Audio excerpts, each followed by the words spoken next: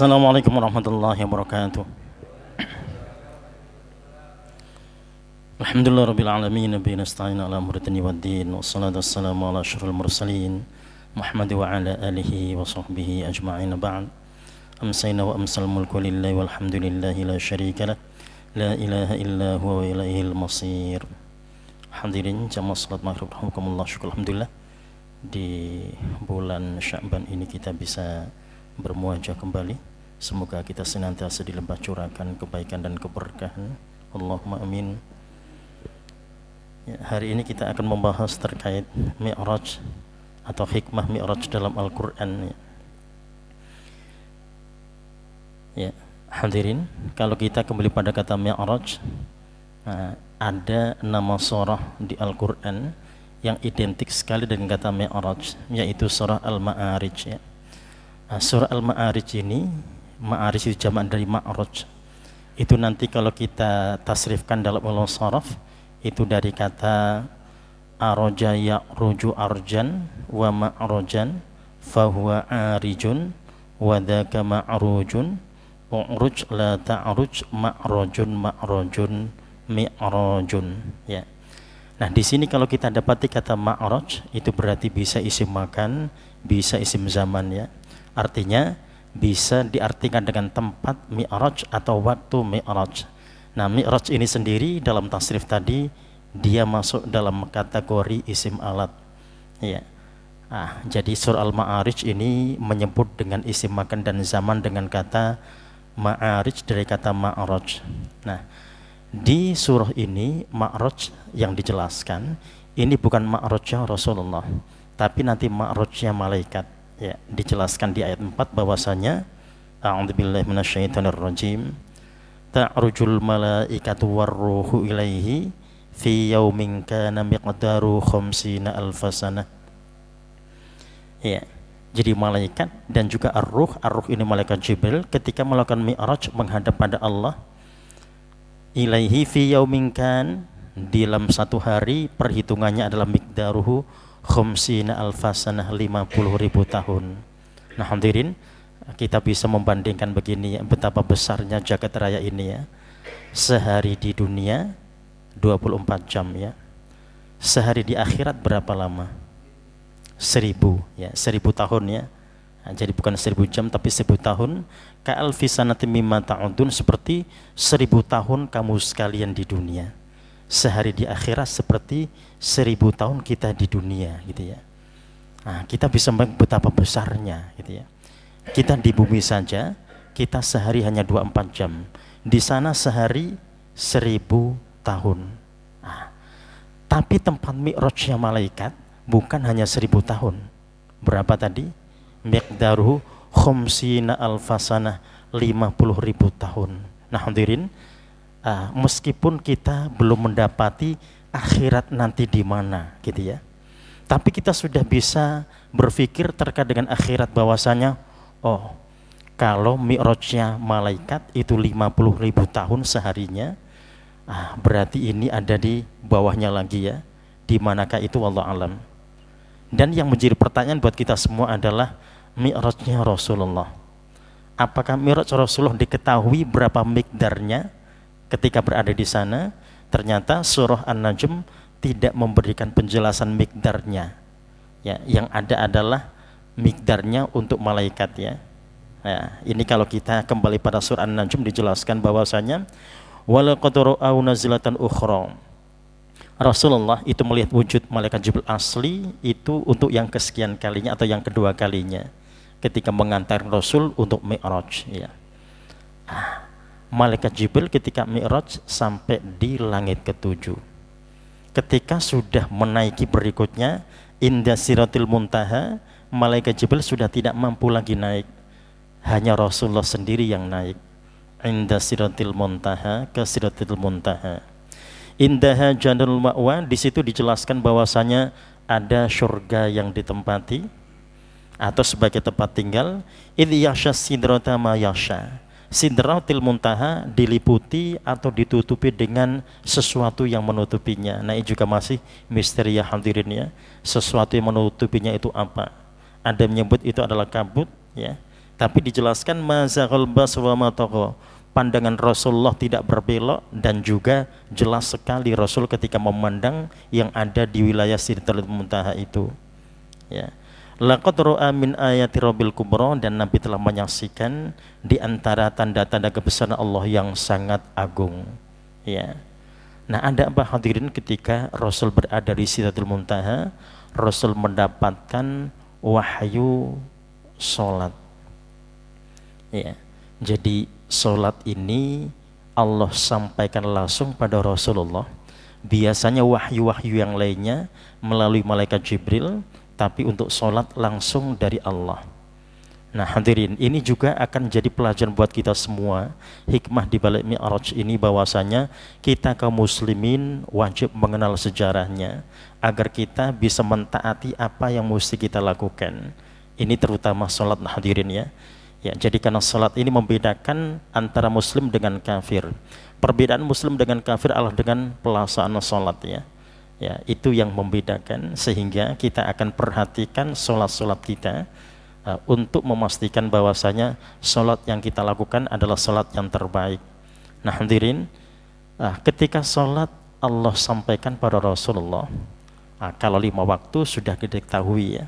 Dan juga mengingatkan kita semua, karena ada di antara masyarakat mungkin yang mereka tidak tahu menahu terkait sejarahnya di saat wahyu sholat itu disampaikan pada Rasulullah ya, terkait dengan bilangan rakaat pada di setiap sholat 5 waktu itu ya. Nah ini dijelaskan pada hadis Aisyah radhiyallahu anha qalat awwalu ma firadatis sholatu rakaatain.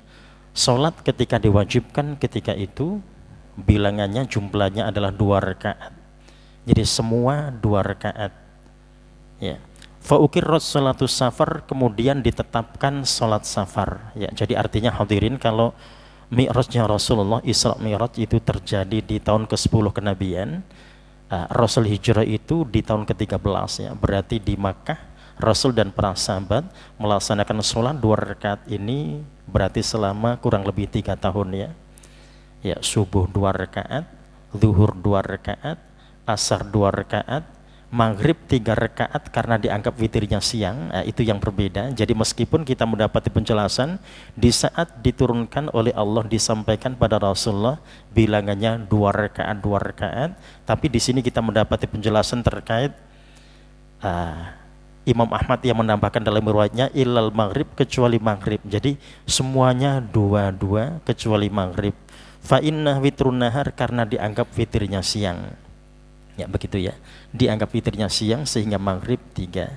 Nah hadirin, isya tetap 2 ya. Nah, ukirrat sholatu safar, bagi orang yang musafir tetap sama seperti wahyu sholat diturunkan. Tidak ada perubahan apa-apa. Dan itu yang jadi catatan kita hadirin ya, bahwasanya jikalau kita safar, kita bepergian, berarti kita akan memegang teguh itu, karena memang tidak pernah ada perubahan bagi orang-orang yang safar. Sholat mereka seperti perintah sholat diberlakukan di awal.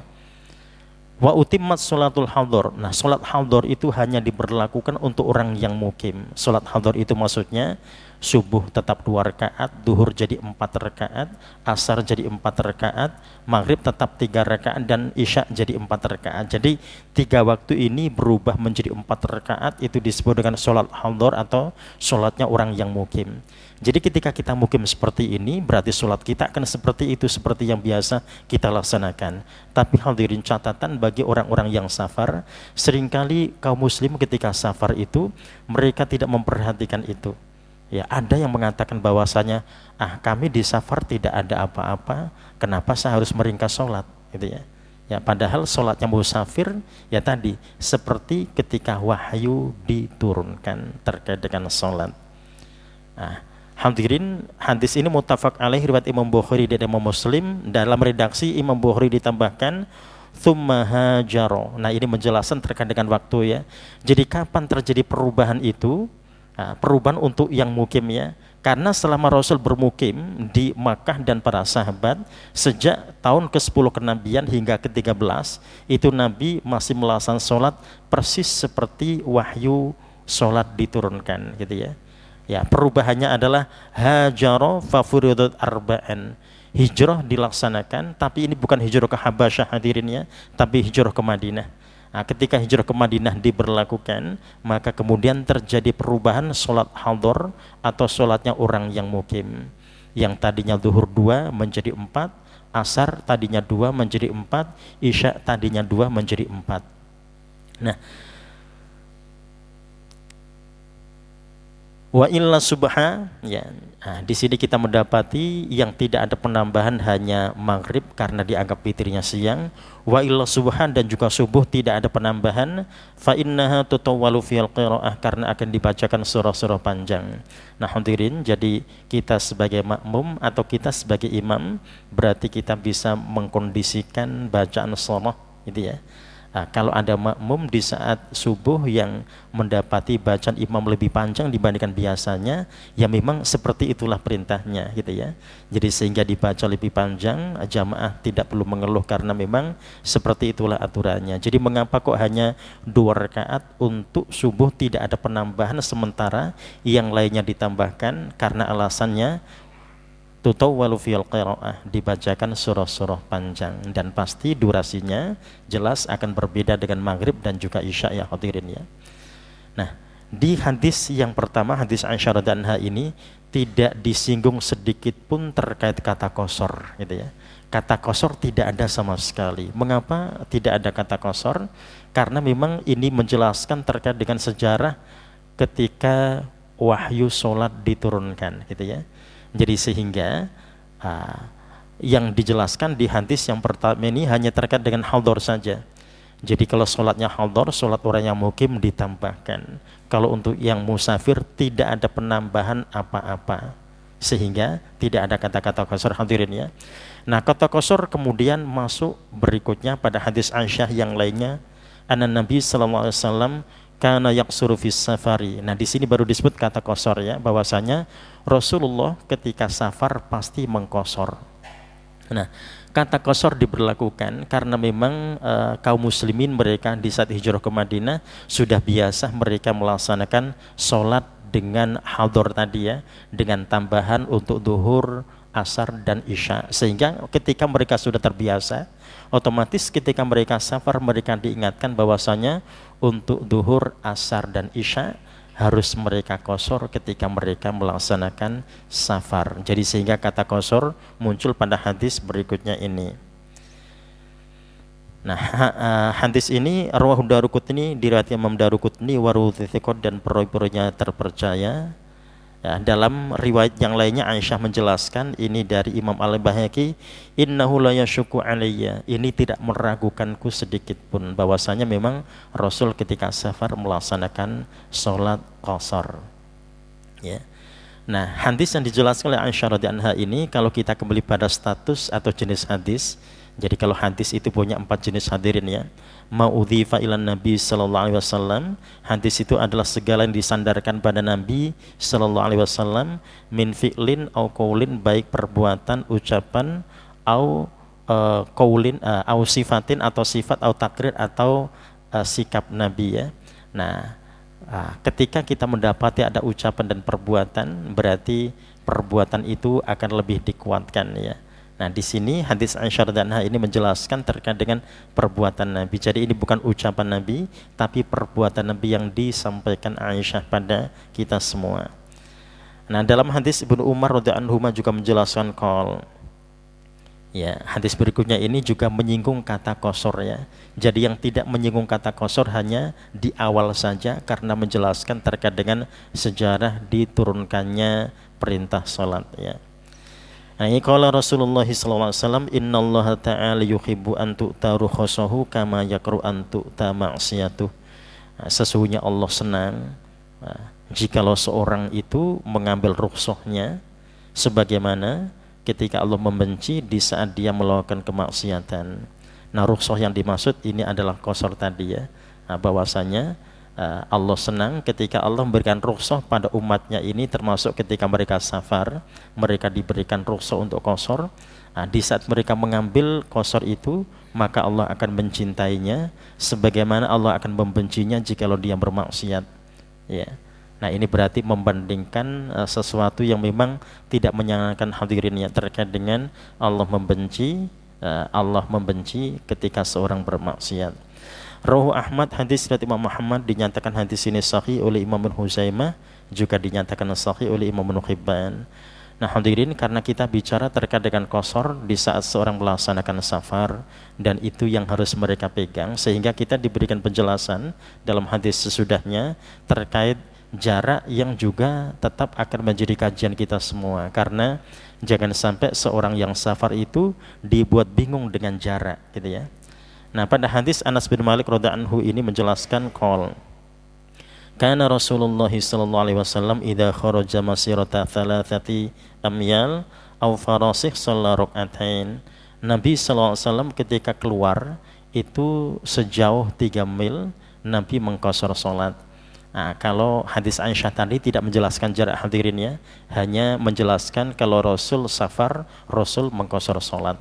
Nah, kalau di Anas bin Malik ini menjelaskan terkait dengan jarak, kalau sudah mencapai 3 mil maka Rasul mengqashar salat.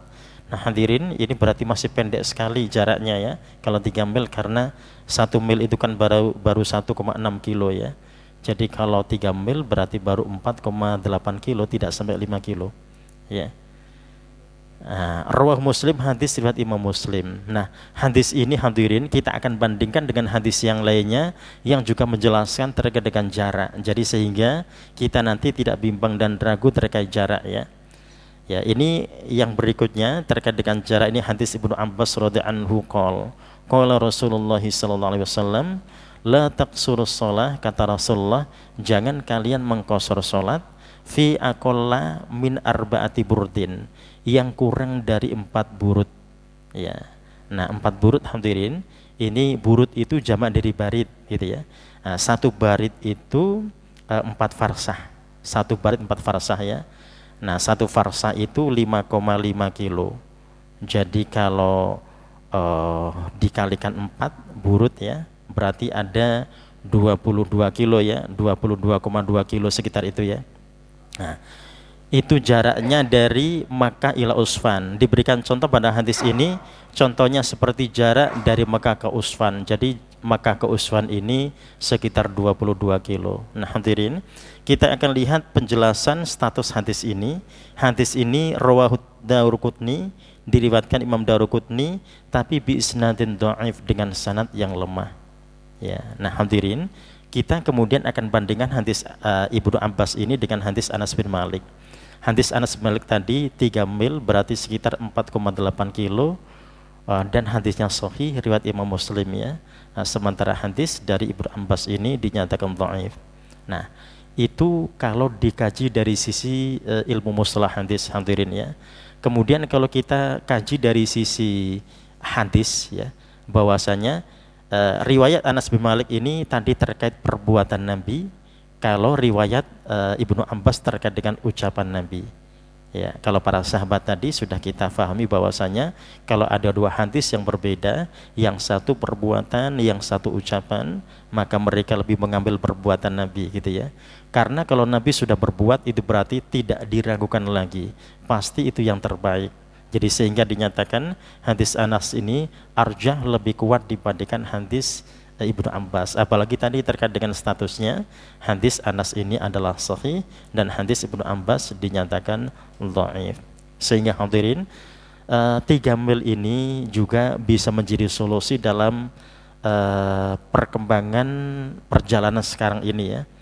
Ya, jadi itu nanti terkait dengan fikih kontemporer hadirin. Jadi jarak yang mungkin tidak panjang tapi bisa dilalui dalam waktu yang lama gitu ya. Macet, mampet, tidak gerak, 1 kilo 4 jam gitu ya. 1 kilo 4 jam ya. Jadi artinya ketika kita mendapatkan hadis Anas bin Malik ini, kita bisa tadi bisa menjadi solusi di saat-saat macet ya. Nah, itu tadi terkait dengan jarak ya. Berikutnya dalam hadis Anas lagi dijelaskan terkait dengan wilayah ya. Ini dari Anas bin Malik juga qol kharajna ma'a Rasulillah sallallahu alaihi wasallam minal Madinah ila Makkah, kami pernah keluar bersama Rasulullah dari Madinah ke Makkah, fakanu yusalli rak'atain, dan Nabi melaksanakan salat 2 rakaat, hatta raja'na ilal Madinah, sampai kami kembali lagi ke Madinah. Ya, ini berarti pakai batasan wilayah hadirin ya. Jadi Rasul kalau sudah keluar Madinah, Rasul pasti mengqashar sholat, gitu ya. Ya, kalau masih di dalam Madinah, berarti Rasul belum mengqashar sholat. Muttafaqun alaih, hadis riwayat Imam Bukhari dan Imam Muslim, wallafdzu lil Bukhari, dan lafadznya dari Imam Bukhari. Nah, hadirin, ini nanti berarti kita ambil skala prioritas dari wilayah dan jarak ya. Apakah 3 milnya atau wilayahnya. Jadi begini hadirin, kalau seorang yang tinggal di perbatasan, misalkan orang yang tinggal di Dzul Hulaifah ya, atau Bir Ali, ini kan perbatasan Madinah ya. Nah, kalau dia tinggal di situ berarti dia jangan pakai wilayah. Nanti kalau dia pakai dalil wilayah, nanti bisa hanya 2 meter sudah masuk wilayah yang lain gitu ya. Sehingga kalau dia ada di perbatasan dia mesti pakai jarak 3 mil, berarti dia musafir ya. Karena kalau tidak begitu nanti bisa timpang hadirin ya. Misalkan ini orang Bekasi yang tinggal di Harapan Indah ya, katanya mau ke Jakarta tapi hanya di ujung Menteng gitu ya. Dia hanya nyebrang BKT saja. Karena sudah merasa itu keluar wilayah katanya, sehingga dia keluar wilayah ya. Nah, ketika dia berada di perbatasan begitu seperti itu, maka dia tetap tadi mengambil jarak gitu ya. Nah, yang ada di tengah-tengah dipersilahkan mereka mengambil batas wilayah. Ya, nah itu yang tentunya bisa kita sikapi agar 2 hadis ini kita bisa laksanakan dengan sebaik-baiknya ya. Jadi ada wilayah, batas wilayah, dan ada jarak gitu ya. Ya, jadi yang tinggal di perbatasan berarti mesti pakai jarak tadi. Dia tidak boleh pakai wilayah gitu ya. Ya, ini kalau tidak dibatasi dengan BKT ya. Mungkin ada orang yang rumahnya itu ya dapurnya di Jakarta, terus ruang tamunya di Bekasi, bisa jadi gitu ya. Ya, nah hadirin, ini tadi terkait dengan hadis Anas bin Malik yang menjelaskan terkait dengan wilayah ya. Jadi ini Rasul ketika sudah keluar Madinah maka Rasul mengqashar sholatnya sampai Rasul kembali lagi ke Madinah. Nah, lantas berapa hari kalau begitu? Nah, di sini belum ada penjelasan hari. Hari baru dijelaskan pada hadis berikutnya. Nah, ini hadis Ibnu Abbas menjelaskan tentang hari. Ya, jadi berapa hari Rasul ketika keluar Madinah dan Rasul mengqashar sholatnya. Nah, dijelaskan oleh Ibnu Abbas qol aqama Nabi sallallahu alaihi wasallam tis'ata asyara yauman yaqsur. Nabi ya melaksanakan sholat qashar selama 19 hari. Wa fi lafdin, dalam yang lainnya, bi Makkah tis'ata asyara yauman. Nabi berada di Makkah ya. Ya, ini berarti Nabi sedang melaksanakan umrah ya. Ya, jadi berada di Makkah selama 19 hari dan Nabi mengqashar sholatnya. Rawal Bukhari, hadis riwayat Imam Bukhari. Dalam riwayat Abu Daud dijelaskan sab'a asyarah, 17 hari Nabi berada di Makkah. Wa ukhra, dalam riwayat yang lainnya khamsa asyarah, 15 hari. Ya, nah ini ada angka yang berbeda-beda hadirin ya. Ada 19 hari, ada 17 hari, ada 15 hari. Nah, mana yang benar ini? Kok ada 3 perbedaan ya? Semuanya benar hadirin. Kenapa? Karena Rasulullah itu niat umroh 4 kali, gagal 1. Nah, berarti yang berhasil 3 ya. Jadi wajar ketika ada penjelasan terkait dengan bilangan hari Nabi berada di Mekah. 19 hari, kemudian 17 hari dan 15 hari. Jadi Nabi untuk umroh pertama kali dilaksanakan di tahun ke-6 Hijriah ya. Dan gagal karena dihadang oleh orang-orang kafir Quraisy di wilayah Hudaybiyah. Sehingga kembali lagi dan niat akan berangkat di tahun berikutnya. Nah, di tahun 7 Nabi berangkat lagi ya, dan langsung masuk ke Makkah bersama para sahabat ya. Ya, alasannya mengantisipasi jangan sampai terjadi kegagalan seperti sebelumnya. Ya, sehingga ketika dinyatakan aman, setelah 3 hari Nabi mengambil miqat dari Ya'jiz dan melaksanakan umrah. Ya, nah hadirin, kenapa kemudian kalau masuk kok bisa aman gitu ya? Dan itu ternyata terulang di tahun ke-8. Nabi ketika tahun 8 melaksanakan umrah lagi juga begitu. Masuk dulu ke Makkah, setelah 3 hari baru mengambil miqat dari Ji'ranah. Nah, di tahun ke-8 miqatnya diambil dari Ji'ranah ya. Ya. Jadi Rasul mensiasati itu karena tahu bahwasanya orang-orang kafir Quraisy itu kalau ada orang yang sudah masuk Makkah untuk beribadah, mereka tidak mungkin akan mengusirnya. Ya. Nah, kalau mereka sampai mengusir, akan berhadapan dengan seluruh kabilah-kabilah di Arab. Ya, jadi akan menyerang mereka, gitu ya. Jadi sehingga tidak berani untuk menolak kalau ada orang-orang yang sudah memasuki wilayah Makkah. Ya, dan itu yang kemudian diulang di tahun ke-8. Ya. Nah, kemudian yang berikutnya di tahun ke-10, Nabi ini sudah mikotnya ambil dari Dzulhulaifah lagi ya. Kenapa? Karena pengalaman di tahun ke-9 ketika Abu Bakar As-Siddiq dan Aisyah radhiyallahu anhuma itu melaksanakan umroh bersama, mengambil mikot, masuk dan mengambil mikot dari Tanim, itu dinyatakan aman gitu ya. Jadi sehingga tahun ke-10 ini adalah umroh terakhirnya Nabi, haji pertama dan juga haji terakhir yang kita kenal dengan haji wada ya. Ya, nah itu yang kemudian kita mendapati ada angka yang berbeda-beda hadirin ya, ada 19 hari, ada 17 hari dan ada 15 hari Nabi mengqashar sholatnya. Nah hadirin, kenapa Nabi kok mengqashar sholatnya tapi tidak penjelasan menjamak ya? Nah, memang Nabi tidak menjamak sholatnya. Jadi hadirin, jamak itu bisa untuk musafir, bisa untuk mukim ya. Jadi orang yang dalam kesulitan, baik musafir atau mukim, mereka boleh menjamak sholat. Tapi kalau untuk yang qashar ini hanya untuk yang musafir saja, tidak untuk yang mukim. Jadi di masa Rasulullah ketika berada di Madinah, itu setelah sholat maghrib hujan turun deras sekali ya. Mereka diajak Rasul jamak dengan isya, alasan hujan gitu ya. Dan itu mukim. Jadi artinya kenapa di sini kita tidak mendapati penjelasan terkait dengan jamak, karena memang Rasul tidak menjamak sholat 5 waktu ketika berada di Makkah, tapi mengqashar dari waktu ke waktu sampai kembali lagi ke Madinah. Nah hadirin, ini Rasul bisa standar melaksanakan qashar karena Rasul menjadi imam ya. Ya, jadi antara mukim dengan musafir, yang paling berhak menjadi imam itu adalah mukim gitu ya. Tapi kenapa Rasul kok menjadi imam? Rasul tidak mungkin menjadi makmum. Kalau menjadi makmum berbahaya gitu ya. Ya, orang yang diikuti Rasul nanti tadi dalam masalah ya, karena tidak ada orang yang maksum kecuali Rasul. Ya, jadi Rasul tidak akan pernah dan tidak pernah menjadi makmum. Rasul selalu menjadi imam ya. Jadi kalau kita misalkan berada di Makkah 19 hari, kita kan tidak mungkin hadir menjadi imam ya, karena yang berhak menjadi imam adalah mukim gitu ya. Jadi sebagus apapun bacaannya dia hafid 30 juz misalkan, tapi yang jadi imam ya tetap mukimin di sana gitu ya. Jadi sehingga kita yang musafir ini ikut bersama mereka. Karena ikut bersama mereka sehingga kita tidak mengqashar. Kita ikut sempurna melakukan sholat bersama mereka. Nah, kenapa kok tidak mengqashar hadirin? Nah, kita ingat bahwasanya laki-laki dewasa itu tidak ada rukhsah untuk sholat berjamaah illa liudrin, kecuali ada udzur sakit. Kalau dia tidak sakit, dia tidak boleh meninggalkan sholat berjamaah. Nah, alasan itu yang kemudian seorang tetap akan memprioritaskan sholat berjamaahnya, karena dia ikut mukim sehingga dia tidak melaksanakan qashar gitu ya. Ya, nah Rasul memang tidak pernah sholat sendiri, karena Rasul ketika bepergian selalu ada yang menemani gitu ya. Jadi Rasul selalu melaksanakan sholat berjamaah. Ya, jadi ketika Rasul bisa jadi imam, maka kesempatan itu diambil ya. Ya, umrohnya berapa banyak yang datang ketika itu hadirin? Banyak sekali, 1.400 orang ya, sahabat dari Madinah. Nah, jadi mereka semuanya ikut mengqashar bersama Nabi, dan orang-orang yang mukim itu mereka menambahkan kekurangannya sendiri-sendiri. Ya.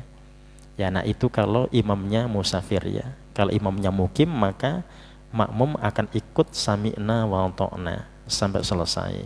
Tapi kalau imamnya itu musafir, maka makmumnya harus menambah kekurangannya. Jadi makmum tidak bisa ambil diskon ya, orang dia mukim gitu ya. Ya, jadi tidak dengan alasan oh imamnya musafir dia harus ikut seperti dia, tidak bisa. Jadi dia tetap harus sempurna sholatnya. Nah berikutnya hadirin rahimakumullah, dari Jabir bin Abdillah aqama bi Tabuk. Ya, Nabi berada di Tabuk isyrina yauman, selama 20 hari. Ini angkanya lebih besar dari sebelumnya ya. Yaqsurus shalah, Nabi mengqashar sholatnya di Tabuk. Ya, jadi di Tabuk selama 20 hari Nabi mengqashar sholat ya. Nah hadirin, Tabuk ini tempat perang ya, yang kemudian dikenal dengan perang Tabuk. Jauhnya dari Madinah ini sekitar 600 kilo ya, sini Surabaya ya. PP ada yang jalan kaki hadirin ya.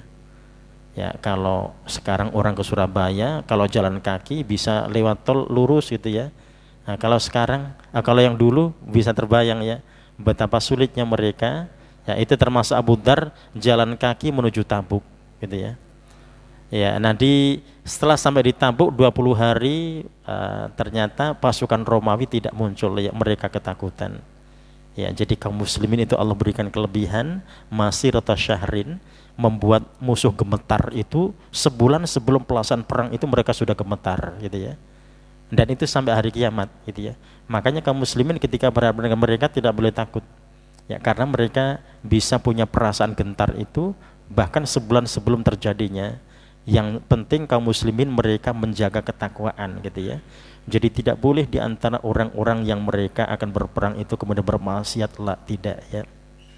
Bahkan tadi perasaan sombong saja tidak ada pada mereka. Jadi sehingga mereka bisa memenangkan peperangan itu dan bisa menjadikan musuh gentar karenanya. Ya, jadi 20 hari di Tabuk ternyata tidak ada perang ya. Jadi pasukan Romawi tidak berani muncul, ketakutan mereka.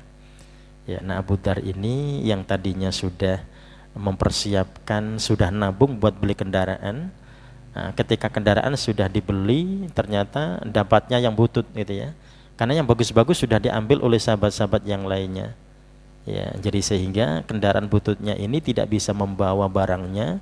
Habis itu ditinggal di jalan, barangnya dipikul sendiri ya. Padahal beliau dalam keadaan bongkok gitu ya. Beliau ini seorang yang bongkok jalan ke Tabuk sendirian. Itu yang luar biasa perjuangannya ya. Ya, jadi mereka adalah orang-orang yang atau generasi-generasi yang memang luar biasa ya. Jadi punya keimanan yang begitu tinggi gitu ya. Jadi tertinggal berangkat sendiri menuju Tabuk. Nah, padahal di jalan bisa berbahaya gitu ya. Apalagi membawa tentengan. Ya, kalau sekarang orang jalan, banyak orang jualan di jalan ya. Nah, kalau dulu apa yang bisa dimakan sebulan dalam perjalanan gitu ya. Air dia juga harus mencari dan sebagainya.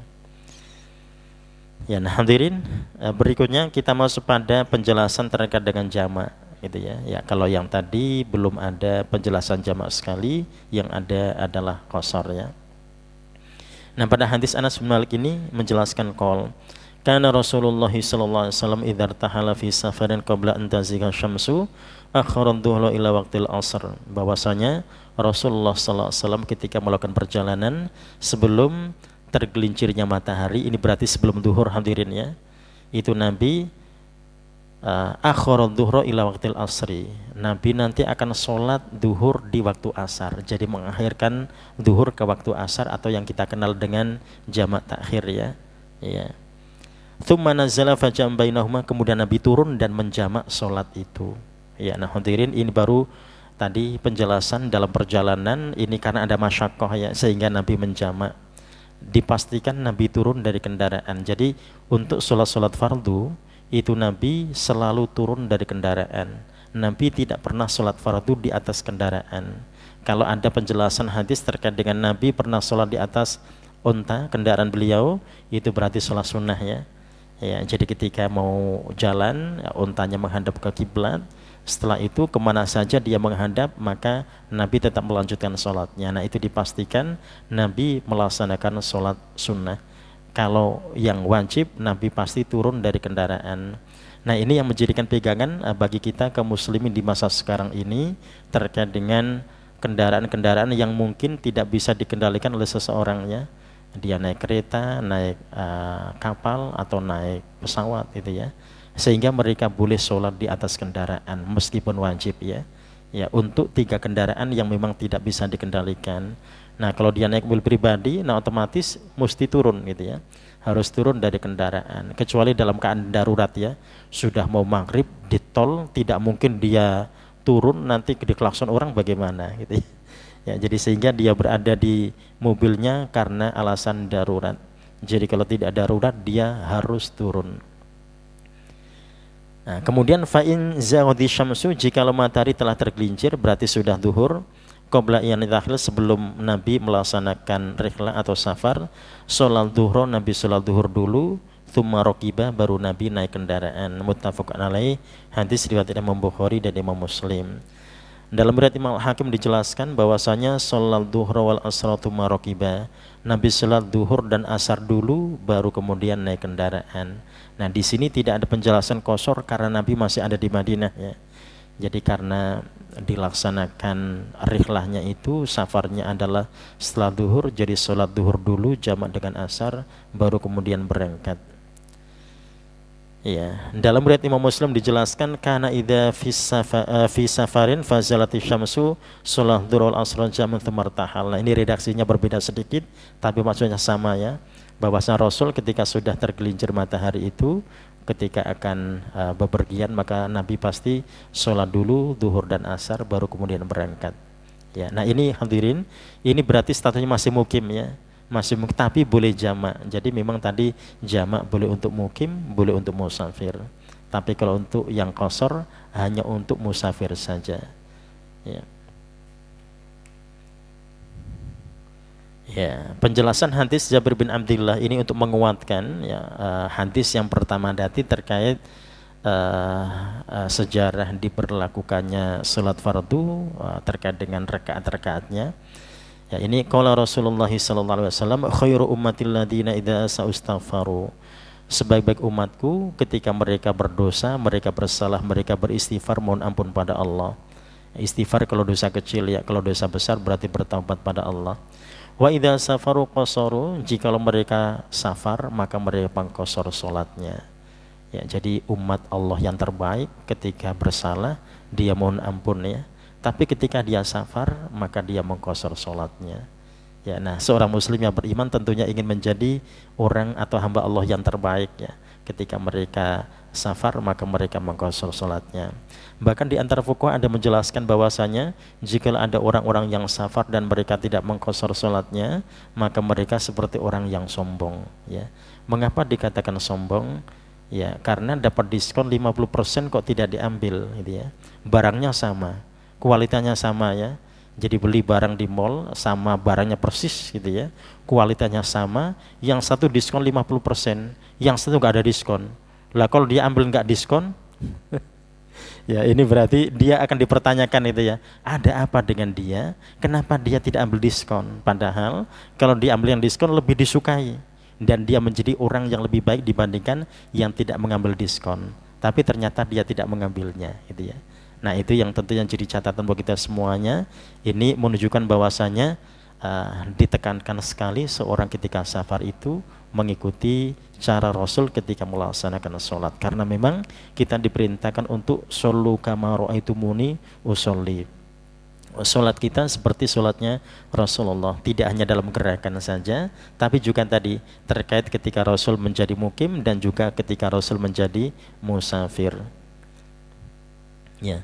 Nah hadirin, hadis-hadis ini yang tadi diawali dengan sejarah diperlakukannya sholat, kemudian ditutup dengan hadis yang menjelaskan tentang orang yang sakit ya. Nah hadirin, kenapa orang sakit kemudian dimasukkan dalam gabungan hadis-hadis ini? Untuk mempertegas ya bahwasanya orang sakit itu sholatnya seperti mukim atau musafir gitu ya. Ya.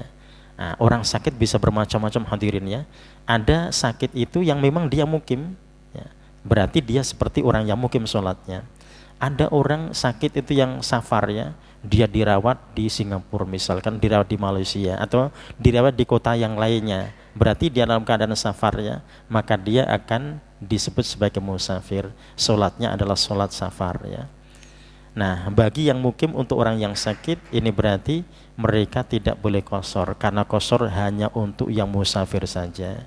Nah bagaimanakah dengan yang sakit kalau dia kesulitan tadi ya? Maka dia boleh menjamak sholat. Kalau dia kesulitan, nah ini tata cara yang Rasul sampaikan.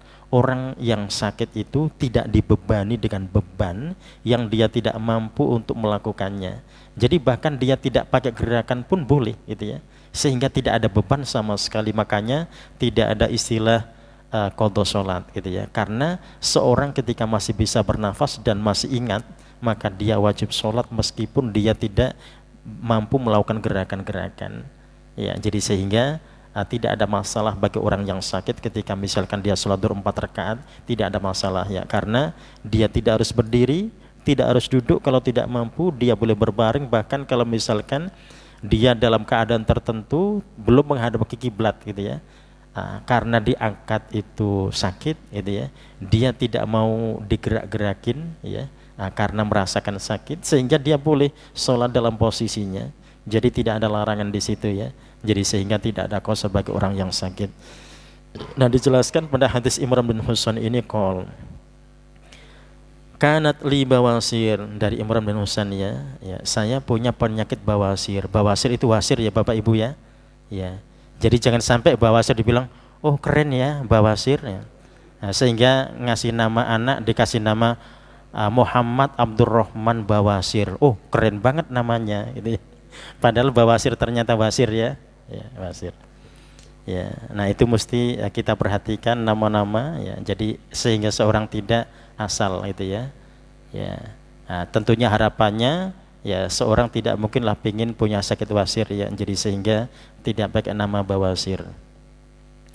Fasa'altun Nabi, beliau menceritakan dan beliau tidak malu dengan sakitnya ya, karena ini untuk kebaikan semuanya. Ya, menceritakan anis sholah, terkait dengan sholatnya, faqol, kata Rasul, sholli qa'iman ya, jikalau engkau tidak mampu duduk karena sakit tadi, sakit wasir, bawasir, maka sholatlah dengan berdiri. Fa ilam tastati faqaidan, jikalau tidak mampu maka boleh dengan duduk, duduk yang dia mampu ya, apakah mau iftirash, tawarru, atau bahkan bersila ya. Fa ilam tastati, jikalau tidak mampu, fa'ala jambin, maka boleh dengan berbaring. Riwayat Bukhari, hadis dari Imam Bukhari ya. Nah, ini tadi terkait dengan tata cara seorang ketika sakit, hadirin ya. Jadi dipersilakan dia semampunya sehingga tidak ada qasar bagi orang yang sakit. Jadi tadi status qasar untuk yang safar, baik dia sehat atau sakit ya. Untuk yang mukim ya sholat hadhar, baik dia sehat maupun sakit ya. Nah, yang sakit ini tentunya kan ada masyaqqah sehingga boleh dia menjamak sholatnya. Nah, berikutnya dari Jabir bin Abdillah juga menjelaskan, ada Nabi Maridon, Nabi pernah mendatangi atau mengunjungi seorang yang sedang sakit. Fara'au yusolli ala wisadah, dan dia mendapati atau Nabi mendapati orang itu sujud di atas tumpukan bantal ya. Jadi nampaknya orang ini berkeyakinan bahwasanya sujud itu harus 7 anggota tubuh harus kena gitu ya. Dari hidung dihitung 1, 2 telapak tangan, 2 lutut, dan jari jemari kaki kanan kiri gitu ya. Ya, nah karena punya anggapan begitu sehingga dia berusaha untuk sempurna gitu ya dengan numpuk bantal di depannya. Ya. Nah, kata Rasul, sholli al-ardi, sujudlah di bawah. Nah, nampaknya dia tidak mampu ya. Nah, hadirin, boleh jadi ada orang yang sakit itu yang dia tidak tahan ketika sujud di bawah ya. Ya, jadi dia mampu duduk, dia mampu berbaring ya, tapi ketika sujud di bawah tidak mampu. Nah, kata Rasul, wa illa fa'umi ima'an, jika engkau tidak mampu cukup isyarat saja. Nah, caranya ij'al sujudaka afdha min ruku'ik, jadikan sujudmu lebih rendah dibandingkan rukukmu. Jadi kalau dia hanya bisa begini ketika sujud, berarti rukuknya di atasnya gitu ya. Ya, jadi dia akan menyesuaikan rendah tingginya sujud dan rukuk, perbandingannya itu. Rawal Baihaqi, hadis Imam Baihaqi, dan dinyatakan sahih hadis ini oleh Imam Al-Hatim. Ya. Nah, itu hadirin ya, di kumpulan hadis ini diakhiri dengan penjelasan terkait dengan orang yang sakit, karena itu untuk bisa mempertegas terkait dengan orang yang sakit bahwasanya yang sakit itu kalau dia musafir berarti seperti orang yang musafir, kalau dia mukim berarti seperti orang yang mukim ya. Jadi kalau mukim tidak boleh seperti musafir ya. Jadi dia dipersilakan sesuai dengan kemampuannya. Ya, itu insyaallah hadirin rahmakumullah, jadi terkait orang-orang yang mereka dalam perjalanan, dan ini menjadi pegangan buat kita semua agar kita bisa melaksanakan yang terbaik dalam sholat kita ya, karena ini yang akan pertama kali dihisab oleh Allah di akhirat, sehingga kita berusaha untuk melakukan yang terbaik. Jadi ketika safar berarti mesti mengqashar sholat, kecuali kita ikut bersama mukim menjadi makmumnya sehingga kita sholat sempurna bersama mukim. Ya, itu insyaallah. Silakan jika ada interaktif sebentar ya, kalau ada. Oh ya, silakan.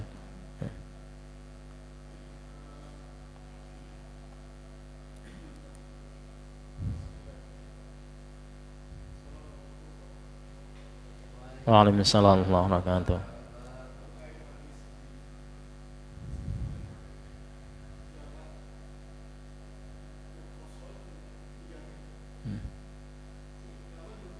Cik, cik. Mungkin diperkirakan dari sini air barangkali 5. Jadi artinya bolehkah kita melakukan qasr itu?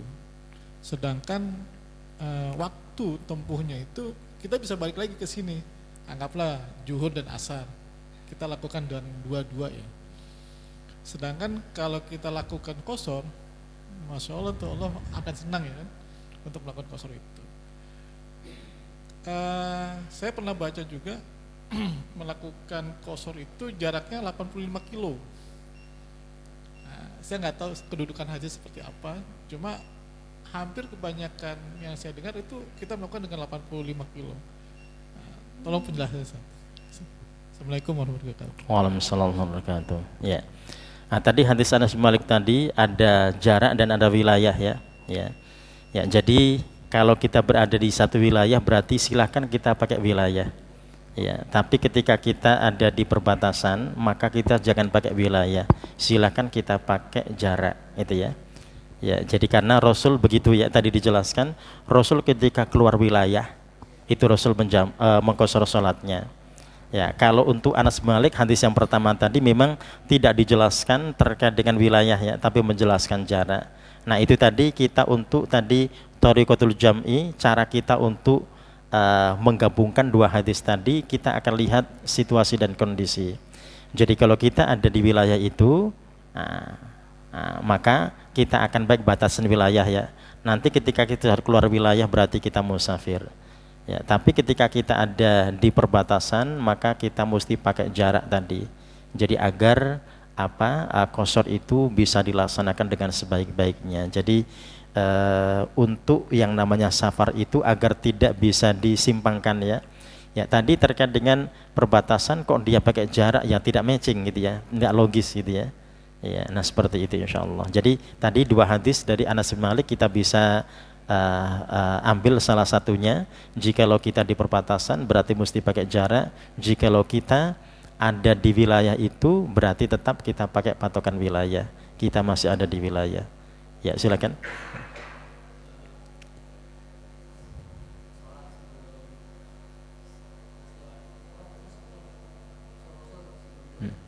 Oh ya.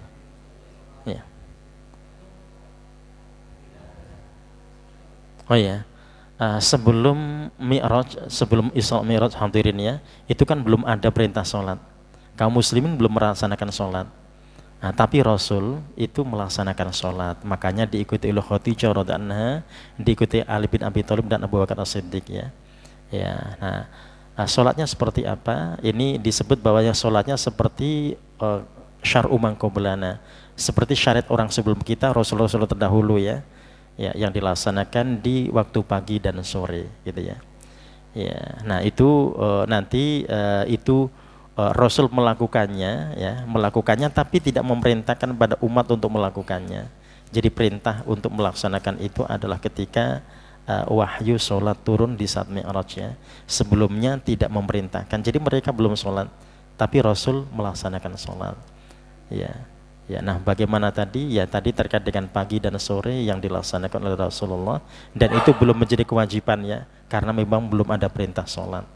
Ya, ya seperti ketika Nabi ada di Gua Hira, itu kan Nabi juga melakukannya ya. Nabi melakukannya ketika di Gua Hira itu Nabi sudah melakukan. Ya, jadi yang namanya Masjidil Haram itu yang awalnya dikuasai oleh orang-orang kafir Quraisy. Mereka kan juga melaksanakan sholat ya. Sebelumnya kita pernah membahas terkait sholat sambil bersul dan tepuk tangan hadirin ya. Ya, artinya orang-orang kafir Quraisy dulunya mereka juga sholat di Masjidil Haram. Sholat mereka sambil bersul dan tepuk tangan, gitu ya. Ya, seperti itu. Ya, ada lagi? Ya, terakhir ya.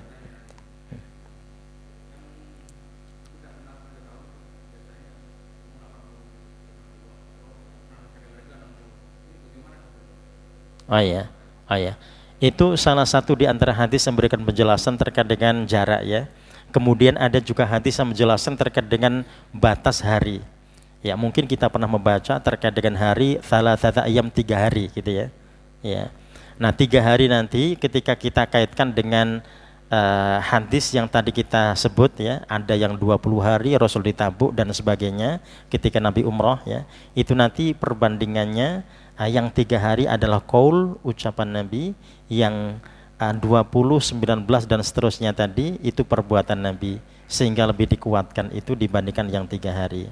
Nah, begitu juga dengan yang tadi 85 kilo atau 75 kilo itu nanti bisa dikuatkan oleh hadis dari Anas bin Malik ya. Ya, makanya tadi untuk hadis Anas bin Malik kita sinkronkan dengan hadis Ibnu Abbas ya. Tapi ternyata hadis Ibnu Abbas yang menjelaskan kurang dari 4 buru tadi, nah itu dinyatakan dhaif dalam statusnya. Jadi sehingga tetap yang arjah, yang lebih kuat adalah yang hadis Anas bin Malik terkait dengan 3 mil tadi. Ya, dan seperti yang pernah kita sampaikan dulu bahwasanya penulis dalam kitab ini disebut dengan kitab fikih bisa atau disebut dengan kitab matan hadis bisa karena penulisnya sudah mengurutkan gitu ya. Ya, jadi ketika ada hadis 1, 2, 3, 1 dan 2, ini kalau misalkan pembahasannya kok sama terkait jarak tadi ya, maka yang pertama tetap arjah lebih kuat dibandingkan yang berikutnya. Ya, seperti itu insyaallah. Ya. Ya, jadi hadis Anas bisa kita jadikan pegangan tadi terkait dengan jarak jikalau seorang tinggal di perbatasan. Nah, kalau dia tinggal di tengah-tengah wilayahnya berarti pakai batas wilayah. Ya, itu insyaallah. Jadi semoga tidak meragukan kita ya. Jadi yang di perbatasan tetap harus pakai jarak, tidak boleh pakai wilayah. Yang ada di tengah-tengah bisa pakai wilayah. Ya. Ya, cukup insyaallah kita akhiri dan alhamdulillah dan doa kafaratul majlis. Subhanakallahumma bihamdika asyhadu an la ilaha illa anta astaghfiruka wa atubu ilaik. Wassalamualaikum warahmatullahi wabarakatuh.